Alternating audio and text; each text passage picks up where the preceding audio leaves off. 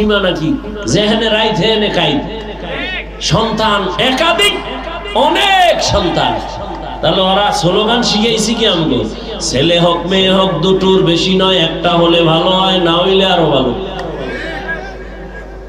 পাল্লা দিছে আল্লাহর সাথে। আল্লাহ সেদিন থেকে চাবি স্টার্ট করে দিছে একসাথে চার দেয়া কি। আচ্ছা এবার বলো, ট্যাবলেট খাইয়া আমগো সোনার বাংলায় জনসংখ্যা কমছে না বাড়ছে? সব তো কম, তো ট্যাবলেট কই?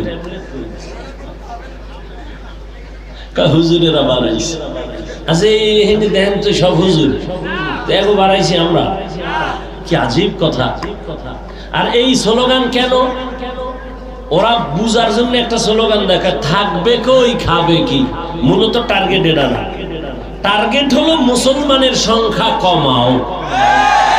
দুনিয়ার কোথাও কোনো বেঈমানের বাচ্চারা এই ট্যাবলেট খায় না। আমি জেনে শুনে কথা বলতেছি, খুব সতর্ক। পৃথিবীর কোন বেঈমান জন্ম নিয়ন্ত্রণ করে না, সব মুসলমানের দেশে পাঠায়। কেন?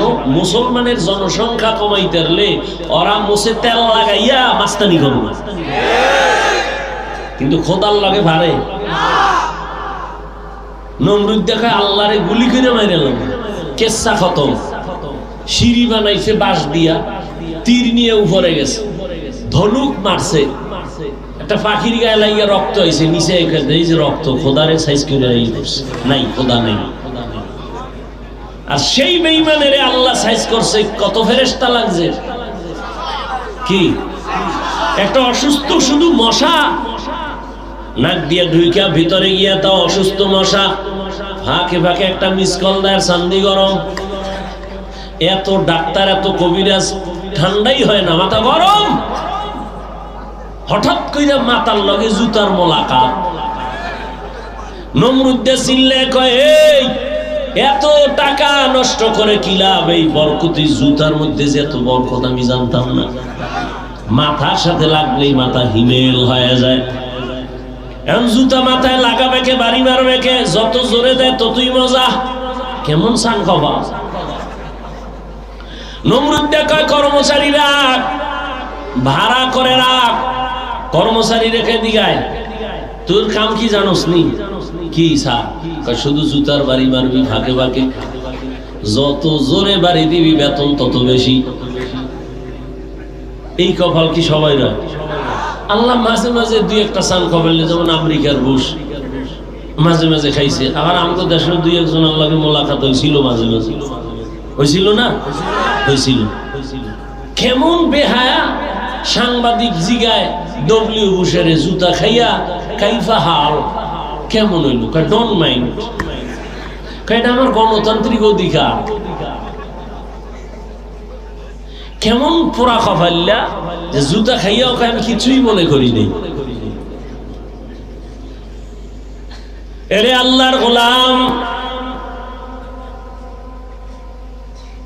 আল্লাহর সাথে পাল্লা দিয়া কেউ আগাইতে পারে না। নমরুদ কত নবজাতকের জবাই করেছে, কোন পুত্র সন্তান যেন জমিনে না আসে। কারণ নমরুদ একটা স্বপ্ন দেখে ভয় পাইছে। এমন স্বপ্ন দেখে সকালে উঠে ডাকছে, উজির নাজির, এই তাড়াতাড়ি আয়। কি ভয় পাইছি ঘুমের ভিতরে? কি কয়? দেখছি একটা আগুন উঠছে, আগুন আগুন উঠা আমার এই পুরা এলাকা ধ্বংস করে ফেলেছে। গণকারীরা গণনা করে কয়, তুমি আগুন দেখছো না, তোমার জম দেখছো, জম। কস কি? কি আগুন মানে একটা পুত্র সন্তান আসবে, আইসা তোমার সব বাহাদুরি নষ্ট করে দিবে, শেষ, তুমি শেষ। আইসে না ফতে আছে? ফতে নাই, এখনো গর্বে আসে নাই। তাই তাহলে এখন থেকেই পদক্ষেপ। কি? স্বামী আর স্ত্রীর গোয়েন্দা লাগায় দাও, কেউ যেন এক জায়গায় না ঘুমায়, সন্তান যেন আর গর্বে যাইতে না পারে। আর নবজাতক যদি পাও, হত্যা করে দাও। এইটার ডাইরেক্টর বানাইছে ইব্রাহিম নবীর বাবা আজরকে। আল্লাহ কয়, তুই যারে ডাইরেক্টর বানাইছো আমি সেখানেই সন্তান পাঠাচ্ছি। আমি ইব্রাহিম রে তো পাঠাবই, দুনিয়ার কেউ ফিরাতে পারবে যেই সন্তান দুনিয়াতে আসবে কেউ ফিরাতে পারবে না। ইব্রাহিম নবী আজরের মাধ্যমে গর্ভে চলে আসছেন, আর ইব্রাহিম রে দিয়া আল্লাহ পাক নমরুদের দফা ঠান্ডা করায় দিলেন। বান্দা চাইলে কিছুই হয় না, আমার আল্লাহ চাইলে সব হয়।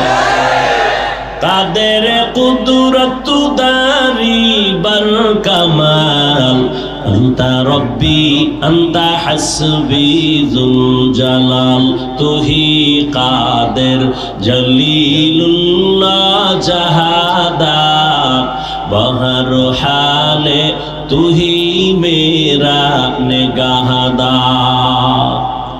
হাদিসের কথা বলতেছিলাম, মনে আছে তো? ঘুমের তো আর কোনো পেরেশানি নেই। বাঙালি তো আর রাত্রে ঘুমায় না। আমরা মোনাজাত ধরি বইয়া, আর মোবাইল ওয়ালারা মোনাজাত ধরে হুইয়া। বউয়ের হক, মাইয়া বলার হক আদায় না করতে পারলেও আল্লাহর কাছে এই জবাবটা তো দিতে পারবা যে আল্লাহ মোবাইলের হকটা সারা রাত আদায় করছে। এক সোরার ঘরের সোরা আইসে আইয়া ছবি তুলবে আমার, তো কয় হুজুর বেয়াদবি মাফ করেন, একটা ছবি আল্লাহ যদি ওসিলা আমার কিয়ামতে মাফ করে। বাথরুম দে বাইরে দিয়ে একজনে মোবাইল দিয়ে খারাই রয়েছে, আমি তুই ভিতরে আইলি না কেন? পাগল হয়ে গেছে, ছবি ছবি ছবি। মরার সময় কাফনের ভিতরে মোবাইল লয়ে যাবি, ফেরেশতা আইলে বলবে আগে সেলফি, পরে অন্য কথা। শরীয়তের অনুমোদন ছাড়া আর সরকারের প্রয়োজন ছাড়া ছবি তোলা হারাম, কবিরা গুনাহ। বলার দায়িত্ব আমার, মানবেন কিনা সে দায়িত্ব আপনার। আমার আসামির কাঠগড়ায় আমাকে দাঁড়ায় জবাব দিতে হবে, এই হাফিজুর রহমান, আমি তো সবাই রে সম্মানের জায়গায় বসাই নাই, তোরে আমি আল্লাহ নেয়ামতের কণ্ঠ দিয়েছিলাম। সব মানুষ তোর সামনে বৈশা বয়ান শুনছে, কিসের রৌদ্র আর কিসের বৃষ্টি। তুই তো পারতি আমার হক কথাটা উম্মতের বললে ওরা শুনতো না শুনতো সেটা পরে তুই বলো নাই কেন? আমার জবাব আমি টাইট করে যাইতেছি, তোমার জবাবও তুমি মানবা না না মানবা হিসাব করে যাও। আমি আমার জবাবের কাঠগড়ায় দাঁড়াবার ভয় আমি বলে যাই বাবা। তবে মোহাব্বত লাগায় বলি, একটু গালিও দেওয়ার চিন্তাও করি না রে বাবা। তোমরা আমাদের কি পরিমাণ গালি দাও, কি পরিমাণ ফেসবুকে আমাদের বিরোধিতা করো সব জানি, এরপরে একটা গালিও দেই না, জবাবও দেই না। ও যুবক, সারা বছর গাধার মতো সারা দেশে দৌড়াই, এই দৌড়ানোটা ফজরের পরে বয়ান, জোহরের পরে বয়ান, আসরের পরে বয়ান, মাগরিবের পরে বয়ান, এশার পরে বয়ান। এত কষ্ট করি বাবা, মনে হয় এত নরম হইয়া বয়ান করি, তোমার টাকার কেনা গোলাম আমি, এত নরম ভাবে কথা বলি। আবার দুই একটা কথা একটু উঁচা হয়ে গেল নাকি ফাঁকে ফাঁকে আবার বলি, কষ্ট পাইছেন নি মাফ কইরা দিয়েন। আবার মোনাজাতেও ক্ষমা চাই, ও আল্লাহ দয়া করে মাফ করেন। এত বিনয় হইয়া কেন বুঝাই? একমাত্র আমার আল্লাহর আদালতে জবাব দেওয়ার ভয়। রিজিকের মালিক তো আমার ওয়াজ না। গর্তের পিপিলিকারে খানা দেয় কে? জঙ্গলের প্রাণীর খানা কে দেয়? নদীর মধ্যে হাজারো লাখো মাছ কে খাওয়ায়? সকালবেলা একটা পাখি খোলা আকাশে উড়ে, সন্ধ্যাবেলা নিজের পেট ভইরা বাচ্চার খানা নিয়ে বাসায় হাজির। বলো বাবা, ওই পাখির খানা কে দেয়? ওরে বলো, ওদের দাম বেশি না আমগো দাম বেশি? মাছের মুখে যদি আল্লাহ খানা দিতে পারে, গর্তের পিপিলিকারে যদি আল্লাহ খানা বাসায় দিতে পারে, জঙ্গলের প্রাণীদের যদি আল্লাহ খানা পৌঁছাইয়া দিতে পারে, আল্লাহ তো আমগো এত আদর করেন, আল্লাহ তো আমগো ঘরে খানা দিতেই পারতেন। এরপরও কেন পাই না, কেন খানায় কষ্ট পাই? এর একমাত্র কারণ আমরা আল্লাহর গোলামি বাদ দিয়া দুনিয়ার গোলাম হয়ে গেছি। আল্লাহর গোলাম যারা, ঠিকই আল্লাহ এখনো তাদের রিজিক পৌঁছায় দেয়, চোখে আঙ্গুল দিয়ে আল্লাহ দেখায় নাই, খবর নাই তোমার। ওই করোনার কথা ভুইলা যাস না রে যুবক। স্কুল বন্ধ, কলেজ বন্ধ, চাকরি বন্ধ, ব্যবসা বন্ধ, ফ্যাক্টরি বন্ধ, নদী পথের সব যানবাহন বন্ধ, সব ট্রাক বন্ধ, গাড়ি বন্ধ, ফ্যাক্টরি সব বন্ধ। একবারও কি খেয়াল করছনি আল্লাহর কোরআনের একটা মাদ্রাসাও বন্ধ হয় না? गर तवक्कुल मीकुनी हर सुबह शाम मेरा सानाद रिस्क तू अज़ला मकाम जुज़बा हक़ची ज़े मखाज़ इंसुजा फज़ले उआ मस्ते दर जुमला जहां। কষ্ট হইতেছে? কষ্ট হয় আমার, তোমরা ঠান্ডায় বইয়ে রইছো। এক রাতের কষ্ট সামান্য, আর আমার তো 12 মাস।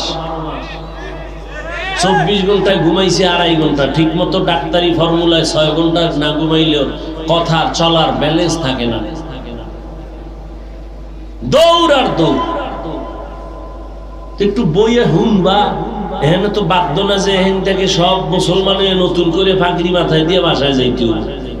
এত টেনশন কেন? একটু শুনবা, এই কপালটাও নাই। আল্লাহ সবাইকে কবুল করে। ভাইরা আমার, আল্লাহ পাক রব্বুল আলামিন রিজিক দেওয়ার মালিক। ওই মহামারী করোনায় কত আল্লাহর বান্দারা মরার ভয়ে ট্রিপল মাস্ক লাগায়া রইছে, ট্রিপল মাস্ক। আমরা হুজুরের আজীবন বয়ান করছি, দোনো হাত ধুইয়া খা, মানে না হুনে না হুজুর গো, কথার ভ্যালু নাই। আল্লাহ কানে ধরে এখন হাত ধোয়াইতেছি, কেমন লাগে? পকেটের মধ্যে মেডিসিন উড়ায় আর হাত ডলে, আমারও কায় ধুইবেন নি? এখনো ধোয়, অনেক অফিসে এখনোই মেডিসিন আছে, হাত ধোয়। আর আমরা যে এত বছর কইছি নবীর সুন্নাত, এখন তুমি দৈনিক 50 বার ধুইলেও কোনো সওয়াব নাই, কারণ আমরা দুই সুন্নত মনে করে, আর তুমি মরার ডরে করোনা মনে করে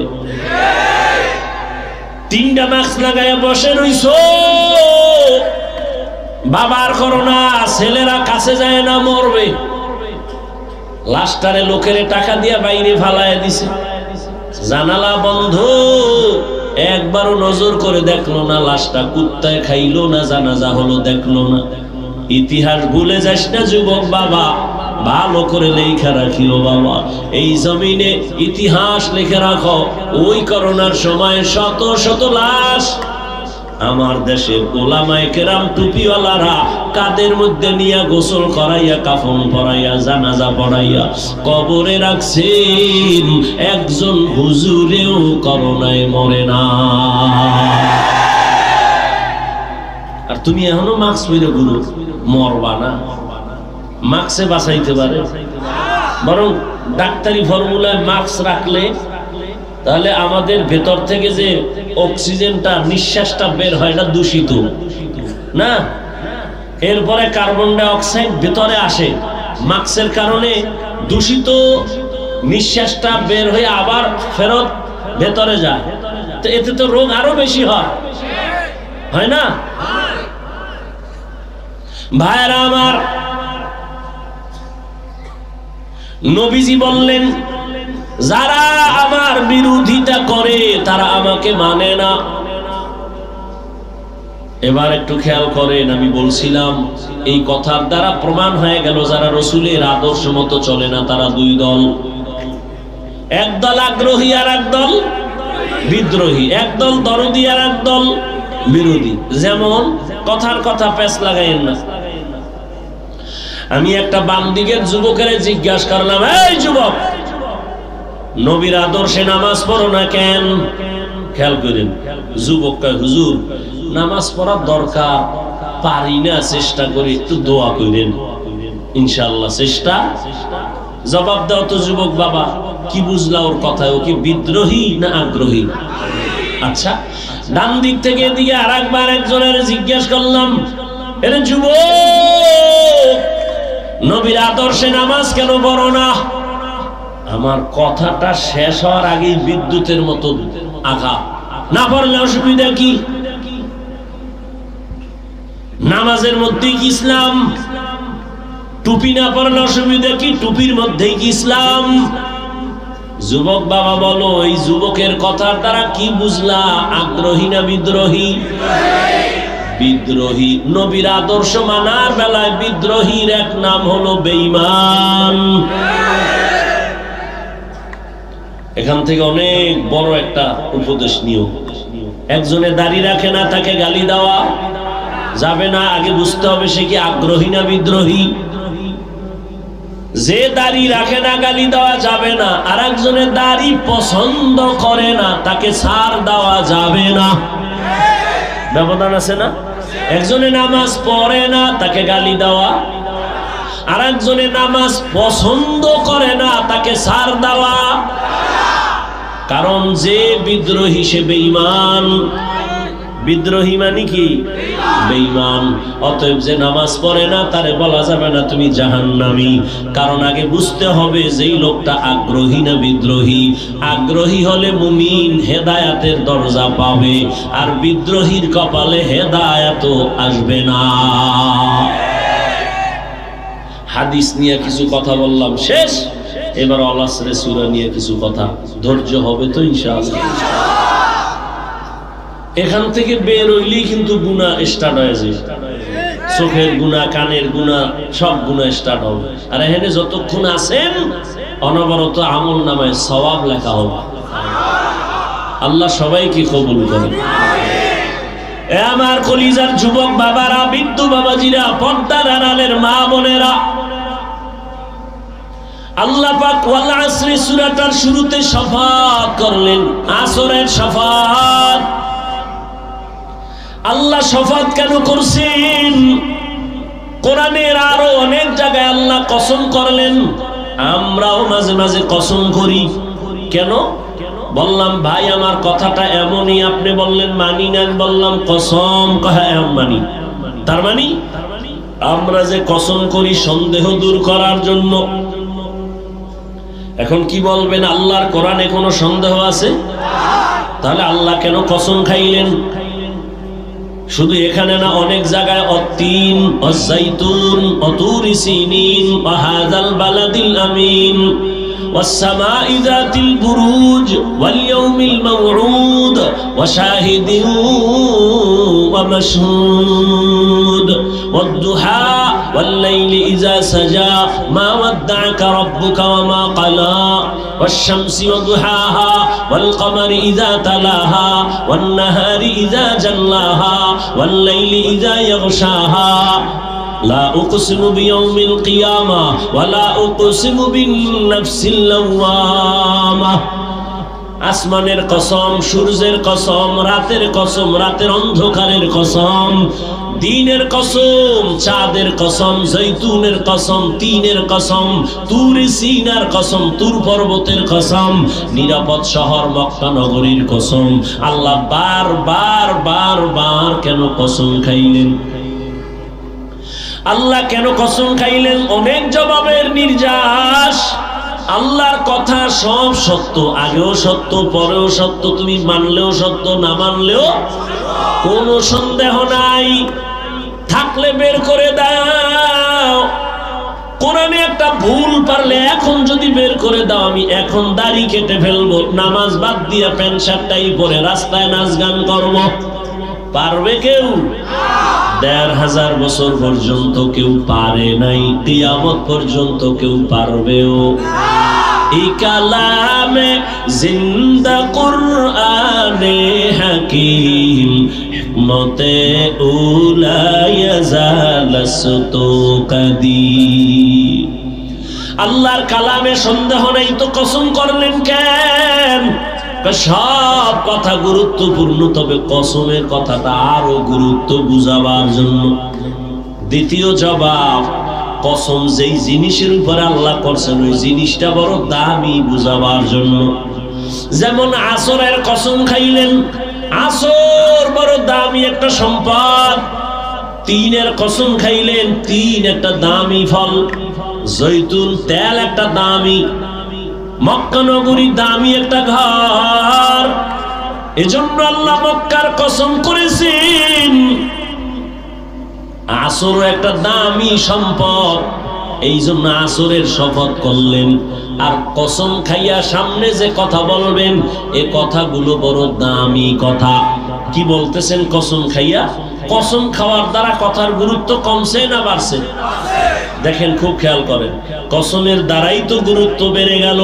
আবার আল্লাহ তাকিদ দিয়ে কয় ইন্না, নিশ্চয়ই, আল ইনসান, আল ইনসান আলিফ লাম ইস্তিগরাকি, দুনিয়ার সব মানুষ।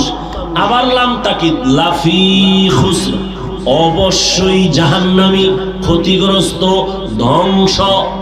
দেখেন, একটা কথা বলছে মানুষ সব ক্ষতিগ্রস্ত, এইটা বলার আগে খাইলেন কসম, আবার দুইটা তাকিদ দিলেন, নিশ্চয়ই, অবশ্যই। তাহলে কথাটার গুরুত্ব কম না বেশি? অনেক বেশি। এবার বাড়ি যাও। কেন? আল্লাহ কসম খাইয়া দুইটা তাকিদ দিয়া কয় মানুষ জাহান্নামী, তো অসুইনা লাভ কি? নামাজ পড়ে লাভ কি? আল্লাহ কসম খাইয়া কইছে সব মানুষ জাহান্নামে যাবে। আল-আসর সূরার অর্থই তো এটা, ইন্নাল ইনসানা লাফি খুসর, সব মানুষ জাহান্নামে যাবে। কসম, আসরের কসম, অবশ্যই, নিশ্চয়ই। তাহলে আর অসুইনা লাভ আছে? না রে পাগলা, আমি কিন্তু নামের ব্রেক লাগাই দিছি। কিন্তু সব মানুষ জাহান্নামে যাবে, কসম খায় বললাম সব মানুষ জাহান্নামে যাবে, অবশ্যই, নিশ্চয়ই। কিন্তু 4 গুণওয়ালা মানুষ জাহান্নামে যাবে না। কিন্তু আছে না নাই? কিন্তু না শুইনা বাসায় গিয়া ফেস লাগাইয়া ফেলাইলে উপায় কি? এক হুজুরে ওয়াজ করতেছে গরু দিয়া কোরবানি জায়েজ নাই, কিন্তু হনে না। হে ওই রাস্তা দিয়ে যাইতে যাইতে যাই কই অমুক ইমামে ওয়াজ করছে গরু দিয়া কোরবানি জায়েজ নাই। কোন গরু? এটা আর হনে নাই। পাগল, আস্তা পাগল। কয় ভাই দাওয়াত, কয় আলহামদুলিল্লাহ। কয় আমনের বাড়ি? কয় নাউজুবিল্লাহ।